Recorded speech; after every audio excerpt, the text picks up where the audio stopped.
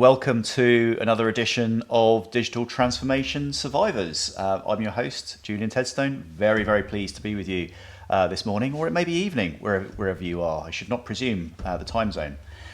So I'm really excited today. We've got another fantastic guest today. I'm really looking forward to this conversation.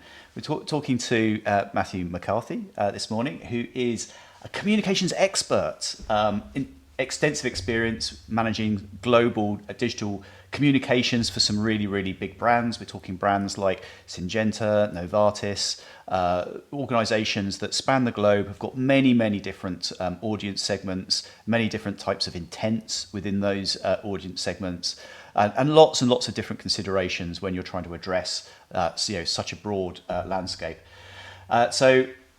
Matthew has most recently served as an international communications leader at Novartis, and then previously global social media director at Syngenta, as we mentioned. And Syngenta managed a remarkable portfolio, 170 channels Matthew was looking after at Syngenta, which is just absolutely mind-boggling.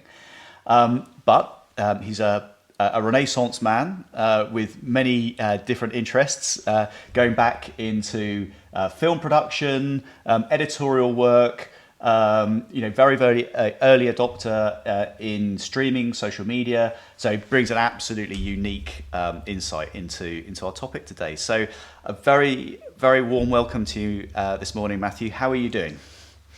I'm doing quite well, thank you, Joel, and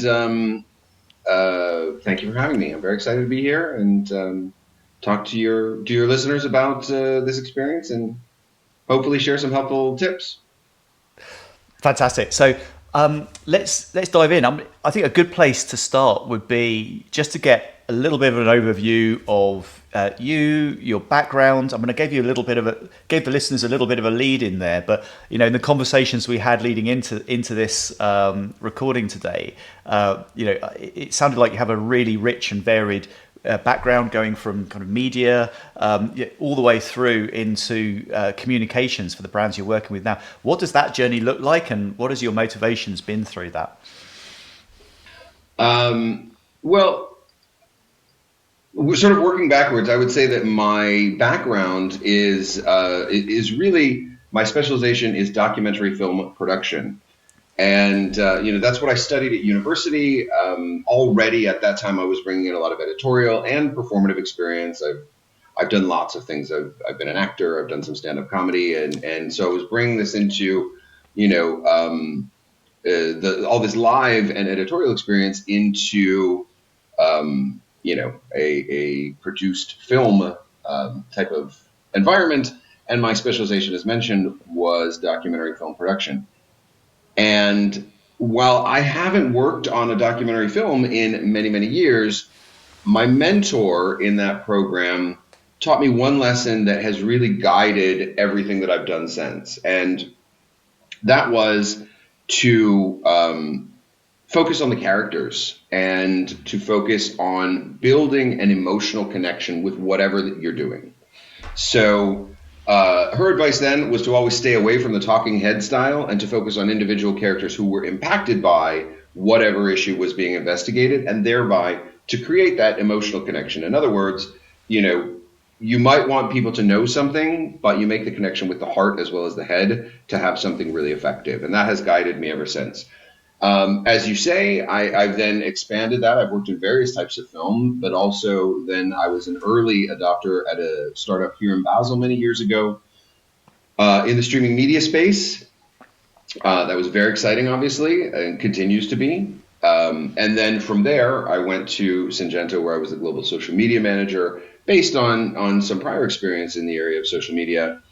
And later, Novartis, where I had some very exciting experiences, particularly when it comes to things that we all remember, like lockdowns and pandemics and immediate work from home things and all this. So I'm now in a place where I am consulting with smaller organizations, typically launching my own business, and so I bring this very broad experience across multiple languages, platforms, types of content creation to everything that I do. but I And always lead with the heart where possible. and I think that's, in the conversations we've had so far on this series, that's been a real theme. It's the ability to develop empathy for the different audiences that you're addressing. How do you cultivate that? How do you put yourself into the shoes of someone that you might not have direct experience with, of living in those shoes? How do you cultivate that capability?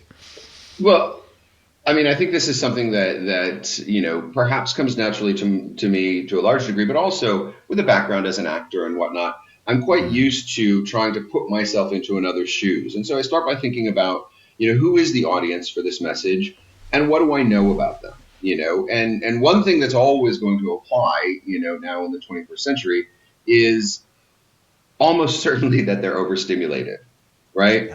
So my message better matter to them. And, beyond that, come the specific questions of what do I know about their role? What do I know about their connection to this topic?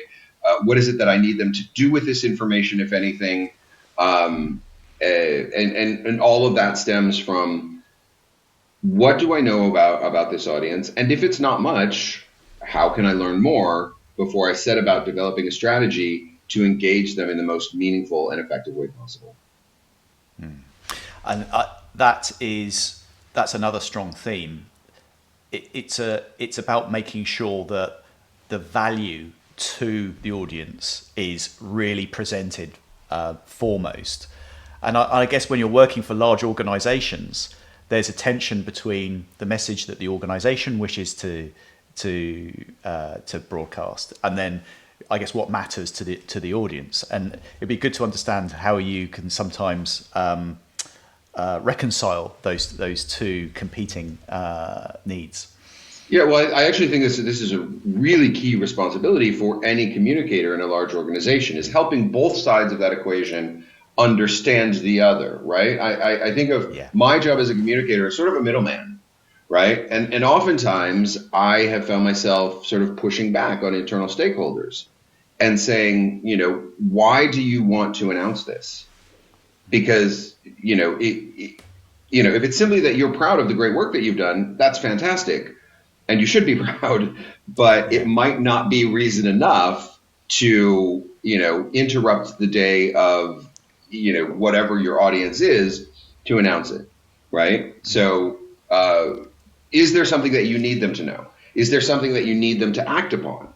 What is the purpose of this particular message? And it might be a sort of soft purpose, as in, raising brand awareness or brand reputation, or it might be specifically to engage either an internal audience around actions that you need them to take on behalf of the organization, or engaging clients and potential clients to help them understand the benefits of your products and services.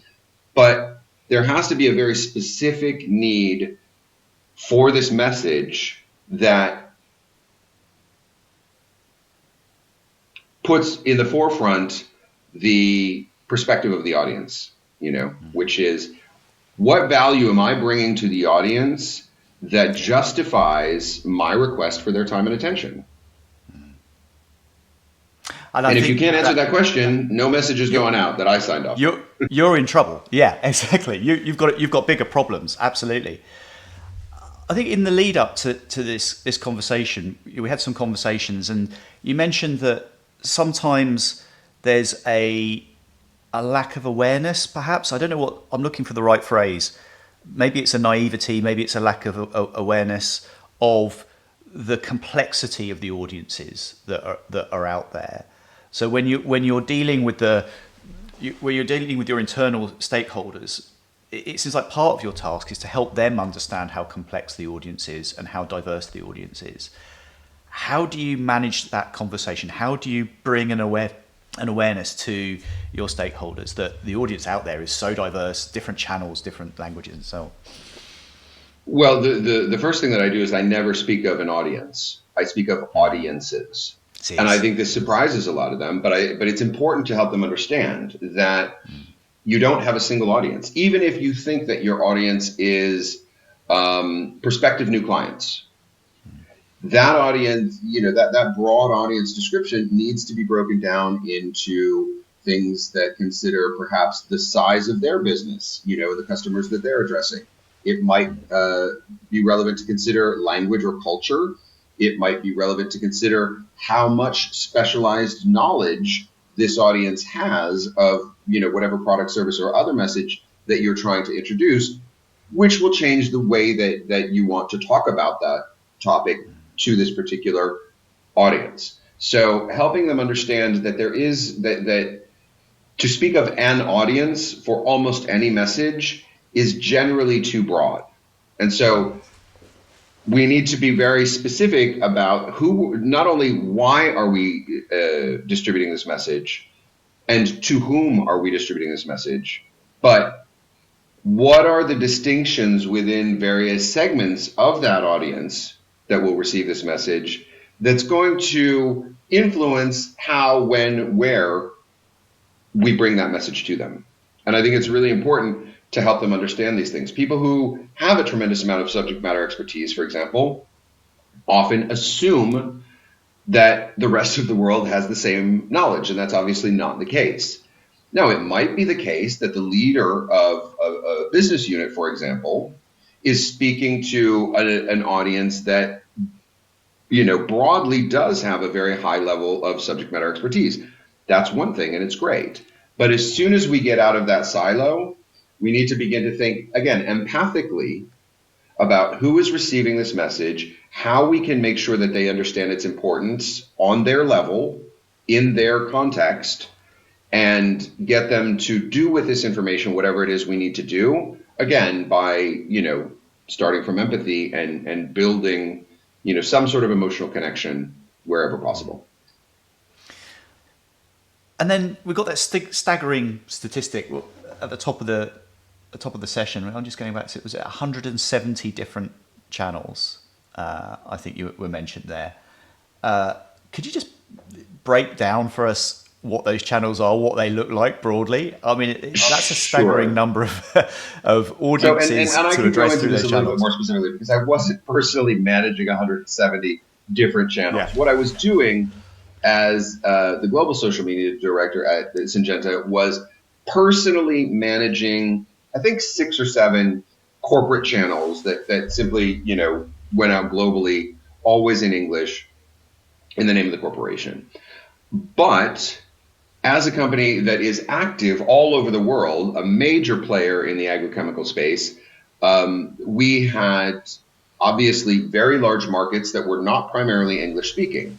So, just as an example, the Brazilian team was extremely active, and Brazil has a massive agricultural sector, and we're a big contingent of our business, right? So in Brazil alone, there were various product-specific channels for, let's say, Brazilian farmers who were very interested in a particular type of seed treatment, for example. So we might have, broadly a sort of Brazilian Syngenta channel on a given platform, be it Twitter, at that time, now X, Facebook, Instagram, whatever it was. And then within that, have things that were very specifically aimed at, let's say, brand awareness and for a broad Brazilian audience who might be end consumers of products that had used our products to get the food to the table. We might then have other channels that were specific to, farmers in Brazil. So there might have been, 10 or 15 different social media channels just within a specific country, all primarily in Portuguese. I obviously was not handling those on a day-to-day basis. But what I was doing was working to ensure compliance across the globe. And here we get to another topic that I think you and I discussed previously, which is that the company has one voice, but it is the communicator's job to adapt the tone of that voice to the specific message, audience, and platform, right?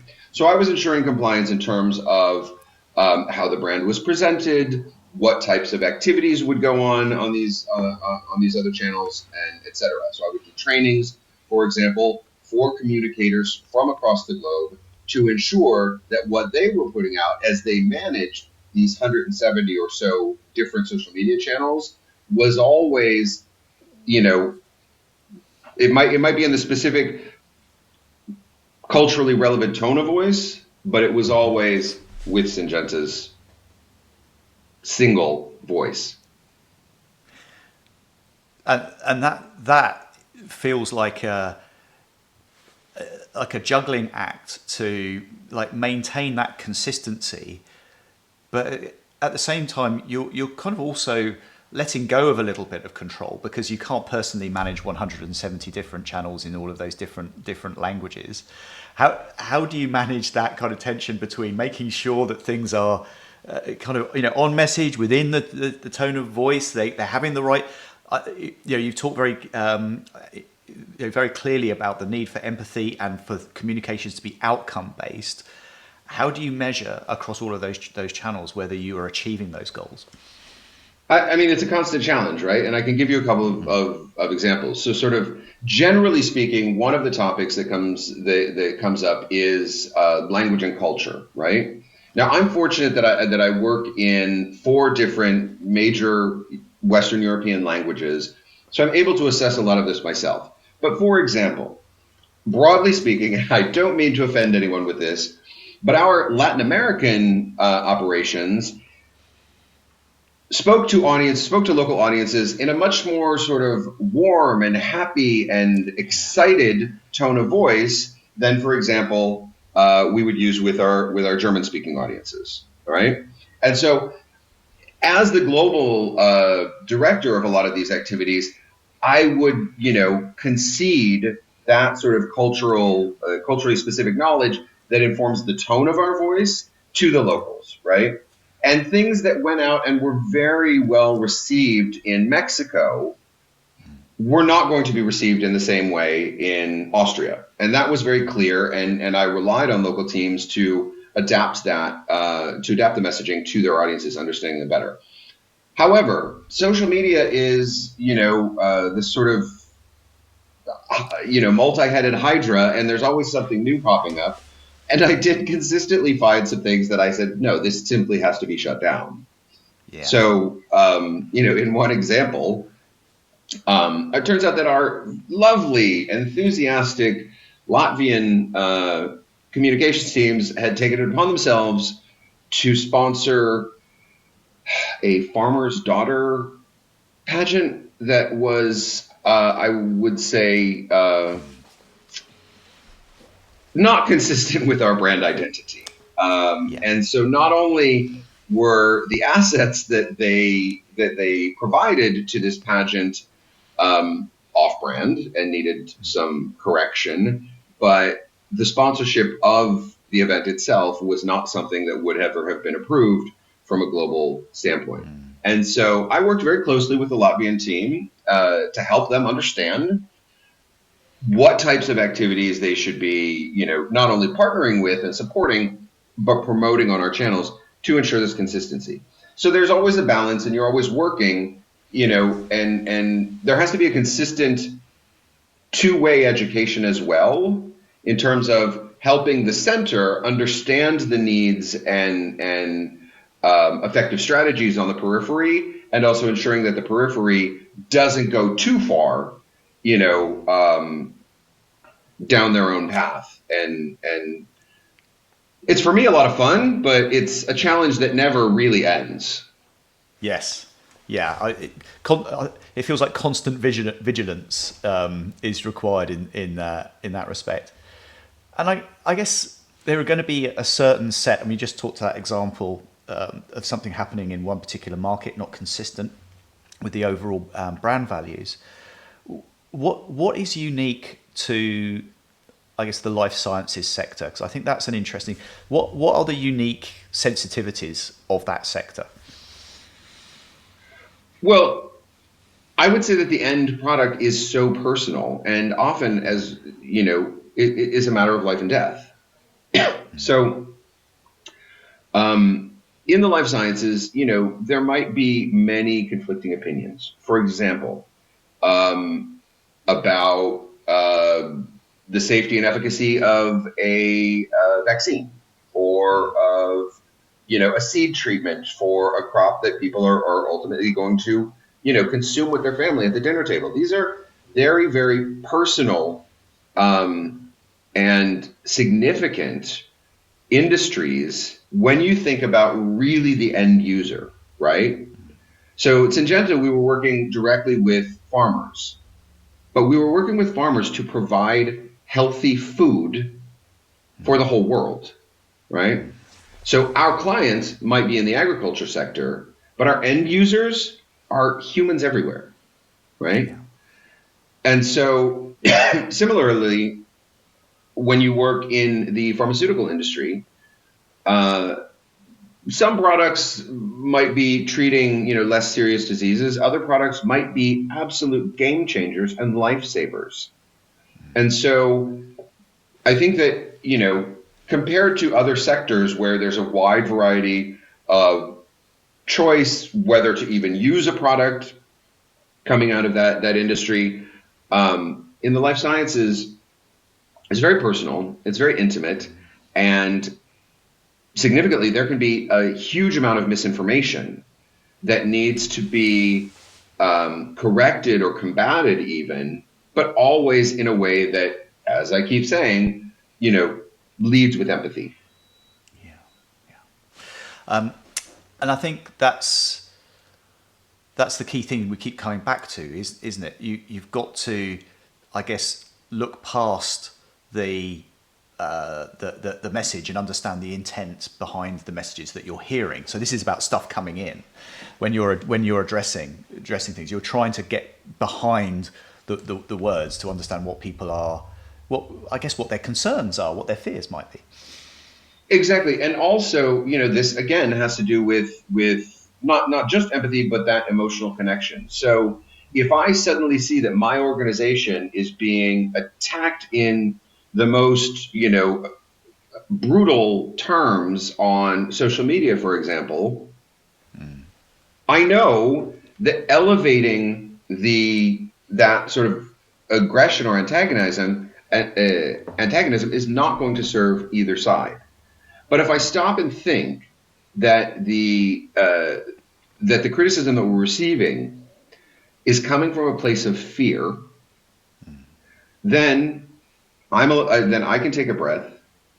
I can approach this, attack with empathy and say, I understand your concern. Did you know that, this scientific body has proven that, or X number of, peer-reviewed research papers have consistently demonstrated this? And rather than attack their ideas or their intent, or, I'm able to say, I understand where you're coming from. Let's see if we can have a more open and, fact-based conversation that allays some of those fears. And that is, as you can imagine, far, far more effective than engaging with the anger that is on display, and instead approaching it from a place of empathy. So I think that's a really critical point. And doing that kind of on a day in, day out basis, that feels like your kind of, your business as usual is kind of, getting behind the message to understand that intent, and to try and help people with a more constructive conversation. What about when the wheels come off? So if there's a wider issue and there's a lot of messages coming in, what are the mechanisms for, I guess, crisis management? Like when how do you prepare yourself for when the dam bursts? It's a great question, and firstly, it's not always possible, right? Yeah. So I did have an experience where I was working with a large organization that had, for strictly financial reasons, had announced that they would be selling off their business operations in Israel. And several months later, suddenly, randomly, on the interwebs, we began to be attacked unexpectedly on social media, and to be accused of being part of the boycott, divest, and sanctions, the BDS movement. That was some years ago, quite significant, and had to do with the Israeli-Palestine situation. Now, staying away from my thoughts or your thoughts about Israel and Palestine, this was simply a business decision that we had made many months prior for strictly financial considerations, and yet we were all sort of caught off guard and had to figure out how best to respond to this. Now, fortunately, in that instance, it wasn't particularly complicated because we were able to document that before BDS had become a movement, we had made this strategic consideration. But that's just an example of how, something will always, potentially arise that will catch you off guard. And you have to be prepared to be agile and respond quickly, but also be, thoughtful in the response and to engage the relevant stakeholders. And here, if you'll allow me, I'd like to use another example where we actually didn't deploy a crisis communications plan. But again, at Syngenta, I was managing global social media while Syngenta was in the process of being purchased by ChemChina, which was at that time the largest acquisition of a Western asset by a Chinese entity. And so there were certain risks to that. And one of the things that was happening was that in the US, which is obviously a very key agricultural market, Republican politicians from heavily agricultural states began to criticize the acquisition by ChemChina of Syngenta. And the Republican presidential candidate at that time, Donald Trump, was notoriously bullish on topics involving China. And so it wasn't difficult for me to imagine that this could be a crisis communication situation, particularly given Trump's affinity for Twitter and social media, and that it could happen at any time without notice. And so, having thought of this as a possibility, I convened all of the relevant stakeholders to sort of brainstorm what were the potential lines of attack. Was it, IP? Was it, product quality? And here I think it's really important to point something out about communications. And this could be my second rule of communications, which is know your role, right? I am not the topic owner for each of these potential lines of attack. So it's very important to gather the relevant stakeholders, to craft the messages. Should this be a criticism that arises, how do we respond? I don't own those topics, but I know who does within the organization.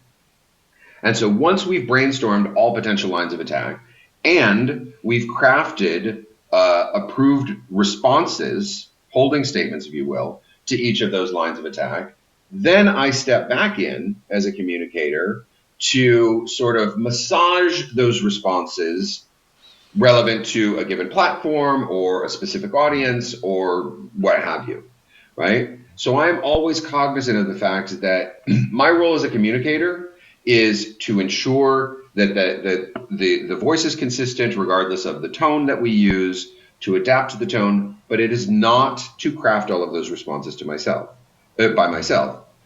It is my job, should it occur to me, to be prepared. And so, I convened this group and made sure that we were ready and we had a crisis comms plan in place, because that was an area where I could potentially see us being caught off guard if we didn't have that plan in place. Now, the good news is, as I said, we never had to deploy it. It didn't wind up being an issue. So in answer to your question, what I would say is expect the unexpected, because it will happen. But in any instance in which you can anticipate this as a potential crisis comms moment, take the steps necessary to prepare those holding statements and those responses so that you can distribute them in real time as needed, knowing always what is your role as the communicator and what are the roles of every other relevant stakeholder on the topics involved. That's a fascinating insight. And even though in that scenario you didn't have to deploy any of those scenarios, the fact that you had them ready to go, that was part of the contingency. That's part of the preparation for dealing with that situation. Mm-hmm.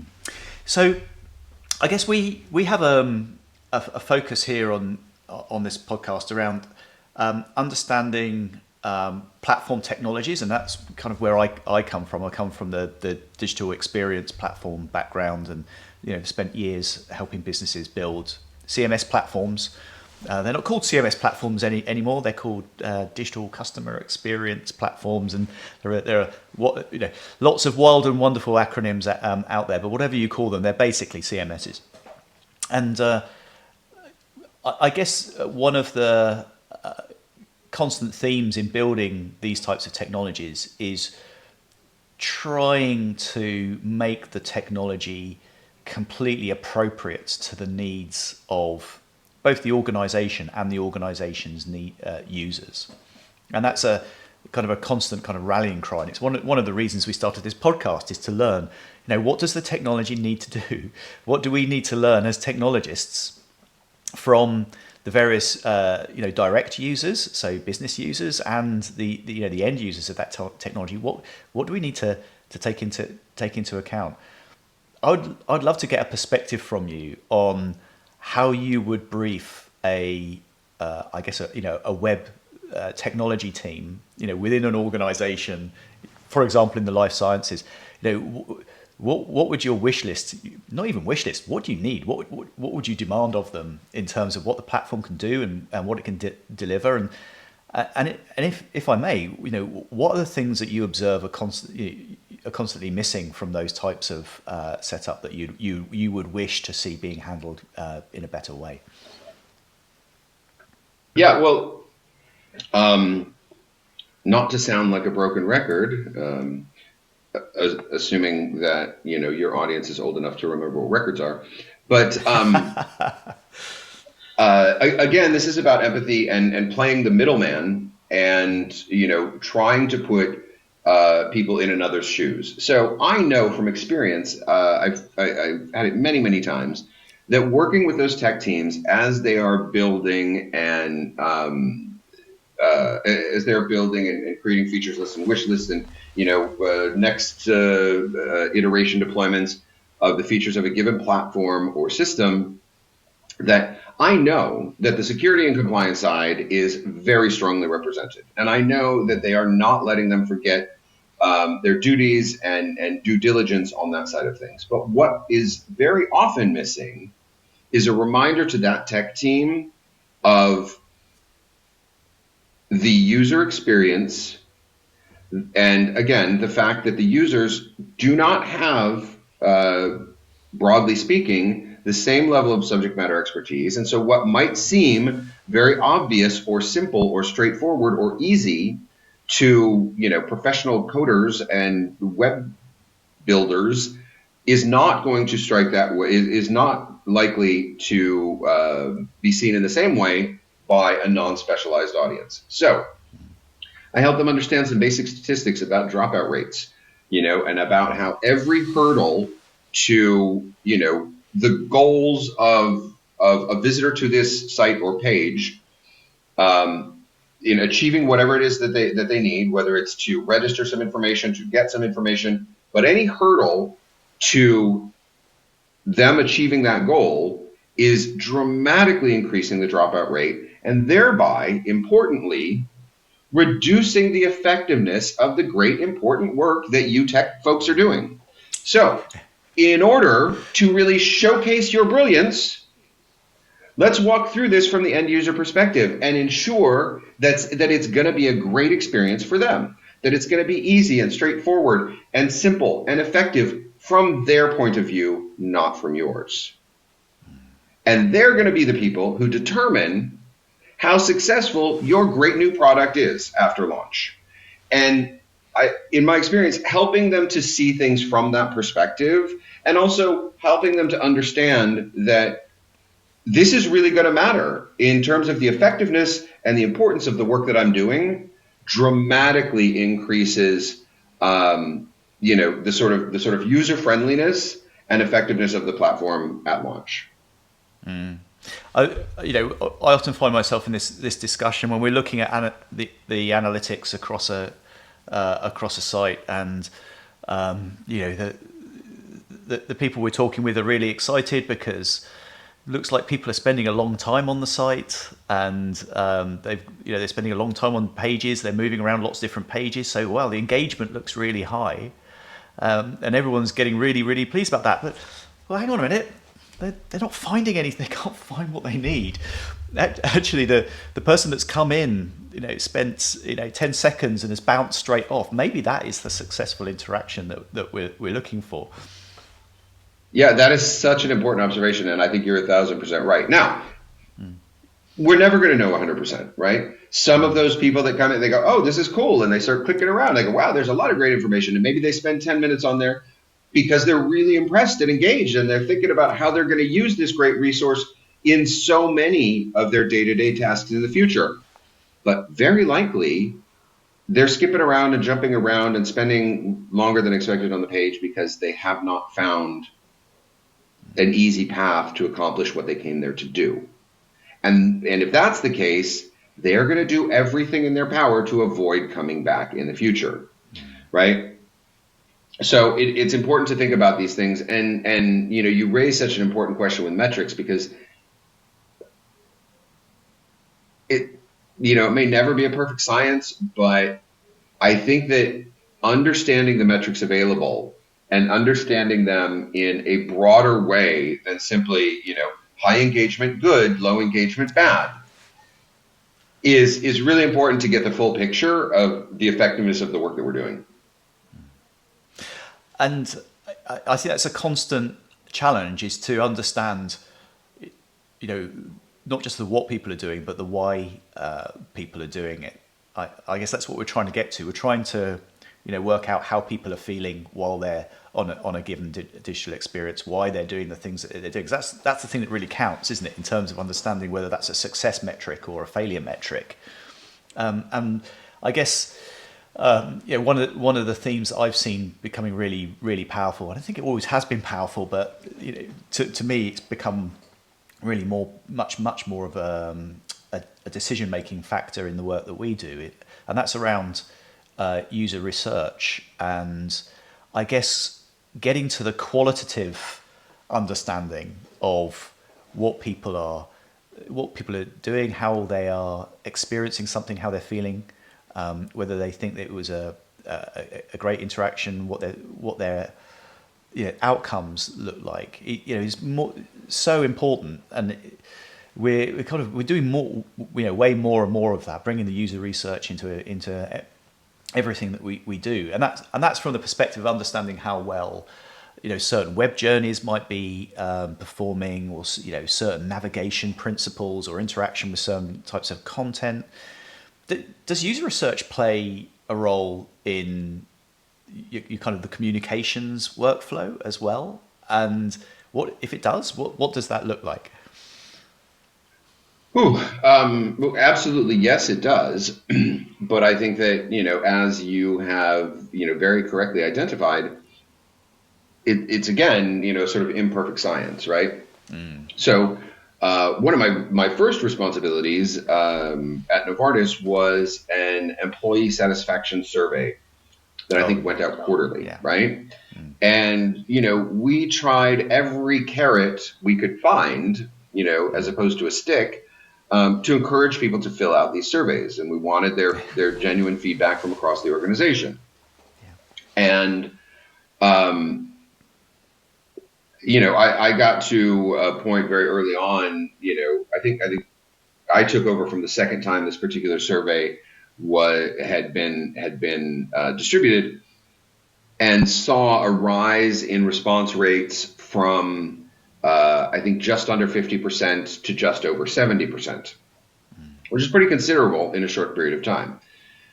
We also saw, however, that, despite our best reassurances, there were always going to be people within the organization that did not believe that their responses were anonymous, and they did not believe, that there would be no repercussions if they had concerns or complaints.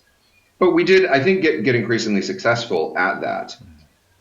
What was interesting to see was that as that trust was built, we really began to see the authenticity of the responses coming in when certain changes in the organization started to occur, and we began to see both the response rates and the amount of criticism dramatically increase. So I actually took that as a good sign in the sense that we were getting a more authentic, genuine, honest picture of how employees were feeling, which is something that you need. You need to understand the problem before you can fix it. So, that response rate, and obviously I've worked with so many other things. There's ways of measuring engagement across different social media platforms, whether it's the type of reaction that they put on a specific post or whatnot. And you have the digital surveys with the smiley faces and the frowny faces, and how satisfied are you with today's experience and whatnot. And you have to take all of those with a grain of salt, but you have to look at not only what are the responses, but what is the response rate, and what do you know about who chose to respond and how honest they were, and what assumptions are you making about who didn't respond and why? There's an old sort of marketing maxim in the United States, supposedly was at least at some time based on data, that says that people are 9 times as likely to complain as to praise, right? Yeah. So, meaning that for every customer who says, I'm so disappointed, I'm never coming back, there are 9 others who feel the same way, but you didn't hear it, right? So we do the best we can. And I think that typically that oftentimes, an organization or a team could probably do a little bit better than they're doing if they think more broadly, or tweak their approach in certain ways. But this is another area that absolutely is important, but will always be a bit of an imperfect science, as is the case typically across communications.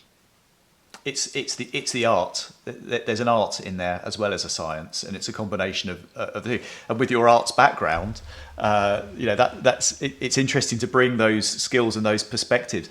Actually, that's a theme, and we haven't really discussed this in terms of the preparation for this discussion. But I've observed that quite a few people on this cast have come from a linguistics or a language or an arts background into a very heavily technology governed space.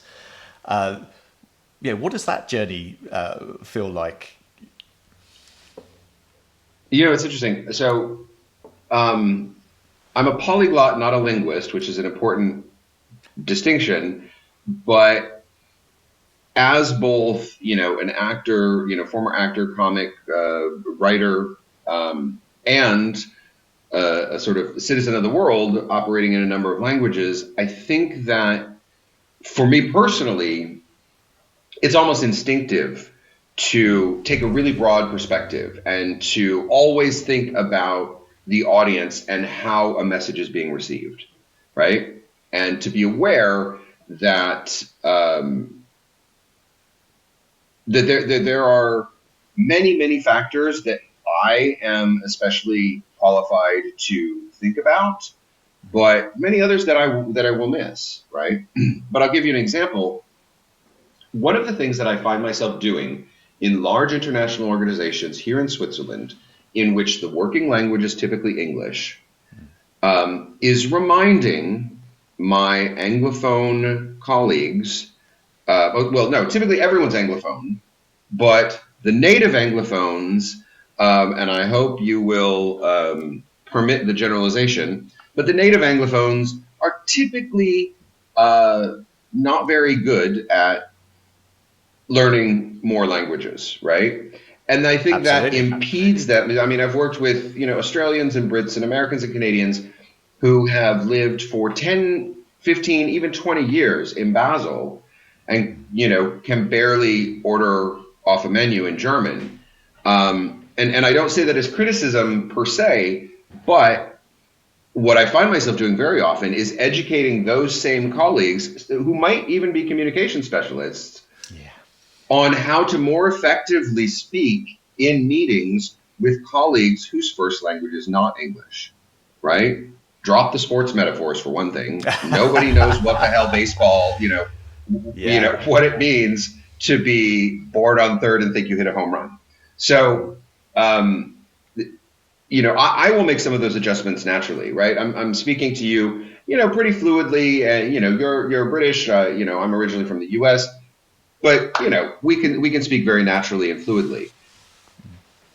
If as soon as more people from more backgrounds come into the meeting, right, and obviously their English is very good, but I'm still going to speak a little bit clearer, or a little bit more clearly, a little bit more slowly, and I'm going to start to strip away things like unnecessary phrasal verbs, Yes. colloquialisms, regionalisms, Idiomatic etc., language. which Yeah. which is going to enhance both sides of that interaction.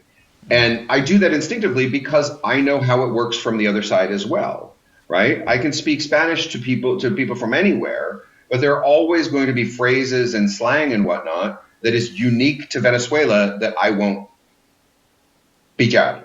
Yeah. Yeah. So I think that's one way that linguistics and or arts can influence it, but also there's a performative aspect, right? And because I've held the stage, particularly I would say doing dramatic monologues or stand-up comedy or something like that, where there's no one else to lean on. It's you and the microphone, and that's it. Yeah.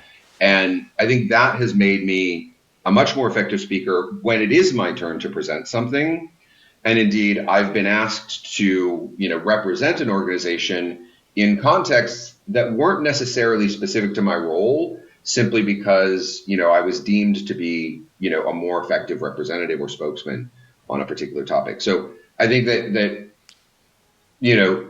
type of background has been really beneficial in a couple of different ways. But I hadn't really thought about it until you asked the question. So I hope that was a helpful answer. Sort That of was a thinking great on my answer. feet. That was a great answer, Matthew. And I have to give you my apologies for launching that one on you. That's not on our talk track. So I wasn't you expecting did it, but it was a extremely great well. question, and so I did the best I could. Yeah, Spur of the moment. good job. So this is actually an interesting stepping stone. So there's a bit there. There's a theme there around how during the early stages of this information technology that's so fundamental to everything we do now, where I guess humans adapted themselves to the technology. We learned how to conduct searches in a certain way. We learned how to use keywords. We learned how to use certain navigation principles. So I guess there was a bit where we kind of learned how to use these systems on the system's terms. And now things have kind of moved on a bit. And I guess I'm going to have to say the dreaded word AI. We're now in a situation where the technology is beginning to learn how to speak human. And I would be fascinated to hear your views on how you see those trends evolving, how they see you, what's the right word? Disrupting, transforming, changing, enhancing, whatever you want, however you want to couch it. How are they affecting communications? Well, it is another great question, and using AI effectively allows me to be far more productive in some, and to sort of not just delegate but digitize routine tasks in a way that that is authentic and human-like, to a degree previously impossible. Obviously, I think organization. How can I put this? Let me take a step back. First, we don't know what we don't know, Second, I think many organizations and professionals are quick to spot many benefits. Hmm. Um, and I think it would behoove those organizations and individuals to think as deeply about the risks. So, um, I'm not a specialist in this area, but it is easy to imagine how a very human seeming bot could be trained to manipulate humans within your organization to create a level of trust that is not appropriate to the interaction, and this potentially goes to those security and compliance issues, for example, right? So I think that it's easy, I mean, I'm a storyteller, and with a lot of creativity and imagination, I can come up with a lot of scenarios in which AI is very helpful, and almost as many in which it is quite risky. Yeah. So, how exactly it's going to disrupt? Well, I think that there will be probably considerably fewer communications roles, as within a specific organization, let's say, as I can achieve effectively leveraging AI as much in terms of productivity as previously I might have done, managing a team of 3 or 4 human associates. So there will be a sort of leaner approach to comms organizations, I would predict, but those individuals who are leaning on AI to be more productive on behalf of their organizations need to educate themselves as much on potential downsides as upsides, and to be prepared for those as they increase, right? So I have been fighting bots on social media for 10 years, Yeah. but the Nothing the new. the level Yeah. of sophistication of those bots has Yeah. just skyrocketed, right? And so, how do you know whether, what you're dealing with is a human being, or someone who is assessing each and every one of your responses to make their next response better based upon, an algorithm that is more advanced than most of us are really ready to comprehend? There's a lot of big Uh, questions, so I don't have a really concise answer. yeah. It's a great question that you pose, but for me, Yeah. it mostly raises more questions. I think that's where we're all at. We don't have answers to all these questions. It's exciting. It's transformative.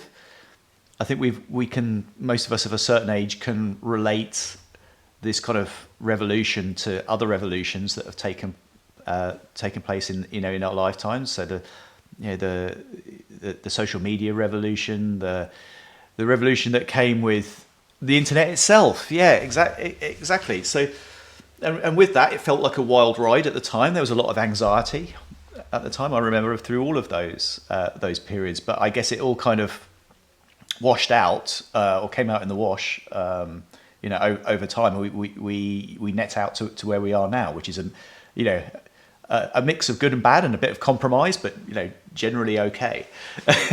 So I guess you kind of I think too that I don't see, in my opinion, I don't see enough sort of, commentary and awareness raising around the nexus between various types of rapidly advancing technologies, right? So it's not just about AI, but what happens when AI meets robotics and nanotechnology and gene therapy yeah. and all of these other things? Like, it is, I say in all seriousness, I don't think that we are intellectually equipped to, at this stage, to even begin to properly envision the scope of transformation that we are, at the very beginning of, across really, almost all sectors. Yeah. So it's an Yeah. important thing for people, regardless of their profession, regardless of the platforms that they're creating or maintaining, or using for, whatever comms or other purposes, to be thinking about and to be constantly, aware of and vigilant of the latest breaking technologies, disruptions, and to the best of our ability to begin to plan for, the next step on that journey. And this is something that it is a constant theme now, isn't it? It's that vigilance. I mean, one of the things that we're actively discussing at the moment is the role that user-based agents play in the communications process, the web communications process. So currently we build, being a bit reductive, we build websites, we put content on them, and then we invite people to come to the website and consume the content. And that's the kind of, that's the exchange. And that feels like that's going to shift as ordinary users, citizens create their own agents, their own services to not just go and find out information, but conduct tasks on the web themselves. So, you're not going to go to a site, for example, and purchase a flight to go somewhere, and then go to another site to book a hotel, or maybe do the same task on the same site. You're going to task a piece of intelligent software that you have trained and is in service of you, to go and conduct that task on your behalf. You may not even really be interacting directly with those brands at all on any kind of meaningful level, other than to enjoy the outcome of it. And that's a remarkable shift in the power dynamic, isn't it, between the user and the communicator when it comes to the web space? Yeah, absolutely. So, and I think, again, we're still at the very early stages of this, but sure, there are people out there that are, very active and savvy about the state of events now, that have, a whole team of people who aren't people supporting them. They've got their financial advisor is AI, and their travel agent is another AI, and their fitness coach is another one. And they're all tailored to the specific needs, to my specific needs as an individual, right? I know that when it comes to fitness, I especially need motivation to do this type of training, and my coach knows it too. And my coach is a bot that I've created, So, it's funny on this topic, and I don't know how relevant this is, but I saw something staggering recently, that something like 25% of young adults in the U.S. have some sort of romantic relationship with an AI, or have attempted it, right? And so as more of us increasingly rely on increasingly sophisticated AI technologies to not just do tasks for us, but to be our advocates, coaches, etc., in all of these types of online interactions,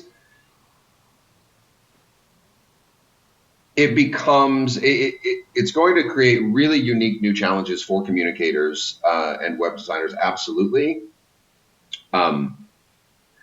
And at this time, probably, I think there's always going to be a lag, and we're still relatively early in that process. But again, this is exactly the type of thing that we need to be aware of, right? And be sure that whatever our message is on behalf of our brand that we are creating as a communicator, that it is able to stand out not only to those humans that still come and click on our content, but to the bots that are synthesizing our messaging with that of all of our competitors who have ever existed, right? So, it creates new opportunities, yes, new risks, yes, and also new challenges that can be leveraged if we're thoughtful about it. But where it's all going, I know less than you. Too soon to know, isn't it? We just have to watch this space, and I think it's a little bit like your preparation for crisis management. Just have a few response scenarios up your sleeve, let's see. It could be any one of a number of different outcomes. Let's be ready for them. I think that's really good advice. And I guess bringing it to the end of our conversation, just bring it to, I guess, people that are coming into the industry now. You know, they're starting out in their career. They're coming in maybe into the communications space, or whether it's into the more broadly into the web technology space. Things have changed so much, haven't they? We've had a major COVID outbreak, for example. We've had the working from home kind of revolution. We've had the channel fragmentation going on all around us. What advice would you have for people coming into the workplace now, and how would you advise them to build the resilience for the journey ahead? Well, I mean, if you're asking specifically about people in my field, young communicators and whatnot, I would actually very strongly suggest learning a second language if they don't already. And that's perhaps surprising. I know a lot of people that say, well, with AI, I mean, hell, with Google Translate, I don't need to learn a language. But with AI, even less so. But I would argue that as a communicator, that is absolutely not true. And one of the reasons for that is that, again, communication that is effective engages the heart as much as the head. Secondly, we become monolingual individuals develop a sort of tunnel vision and begin to think that their experience or perception of the world is universal, and that is never the case. So for Anglophone monolinguals in particular, you'll be more abreast of probably something like AI, because as has always been the case with the internet and technology, the English-speaking world is at the vanguard, early adopters, et cetera, et cetera. So these questions about AI, for example, AI has penetrated other language markets far less, right? So that's one aspect of it. Another is that it can, even for someone like me, it can be absolutely astonishing to recognize how one's access to information based upon their language capacity can influence their perspective, right? So to give one extreme example that has hit me very hard recently, I have a couple close friends who are Bulgarian, right? And Bulgarian is a language that is very distinct and is spoken by about 11 million people in the world, which is not much. Yeah. 9 million or so of whom live in that country. And based upon what I've seen, it's not a country that provides a particularly good foreign language education. So there are a great many people who essentially can only access information anywhere in Bulgarian.